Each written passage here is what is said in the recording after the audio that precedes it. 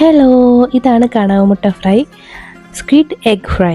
അപ്പോൾ അതിന് വേണ്ടിയിട്ട് ഒരു പാൻ അടുപ്പത്ത് വെച്ചിട്ട് കുറച്ച് വെള്ളം, മഞ്ഞൾപ്പൊടി, ഉപ്പ്, ഈ കണവമുട്ട അതിലേക്ക് ഇട്ടിട്ട് ജസ്റ്റ് തിളപ്പിച്ചെടുക്കാം. ഒരു ഹാഫ് വേവൊക്കെ ആകുമ്പോൾ അത് ഊറ്റി മാറ്റി വെക്കുക. അതിലേക്ക് നമുക്ക് മസാല തയ്യാറാക്കണം. മസാലയ്ക്ക് വേണ്ടിയിട്ട് ചെറിയ ഉള്ളി, ഇഞ്ചി, വെളുത്തുള്ളി, കുരുമുളക്, മഞ്ഞൾപ്പൊടി, മല്ലിപ്പൊടി, കുറച്ച് ഗരം മസാല കൂട്ടെല്ലാം കൂടി ഒന്ന് അരച്ചെടുക്കുക. ഒരു പാൻ എടുക്കുക, അതിലേക്ക് നല്ല വെളിച്ചെണ്ണ ഒഴിക്കുക.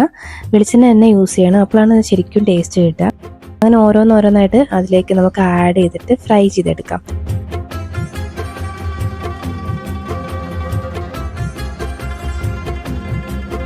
പ്രത്യേകം ശ്രദ്ധിക്കണം, നല്ലോണം അടച്ച് വെച്ചിട്ട് വേണം വേവിക്കാനായിട്ട്, പൊട്ടിത്തെറിക്കാൻ ചാൻസ് ഉണ്ട്.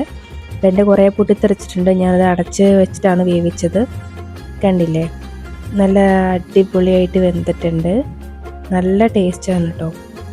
ഈ ഫ്രൈ നമുക്ക് ചോറിൻ്റെ കൂടെ നല്ല അടിപൊളിയായിട്ട് കഴിക്കാം. നല്ല സ്പൈസിയാണ്, നല്ല ക്രിസ്പിയാണ്, ഭയങ്കരമായിട്ട് ഇഷ്ടപ്പെട്ടു. അപ്പോൾ നിങ്ങളൊന്ന് ട്രൈ ചെയ്ത് നോക്കുക, സൂപ്പർ ടേസ്റ്റാണ്. Thank you.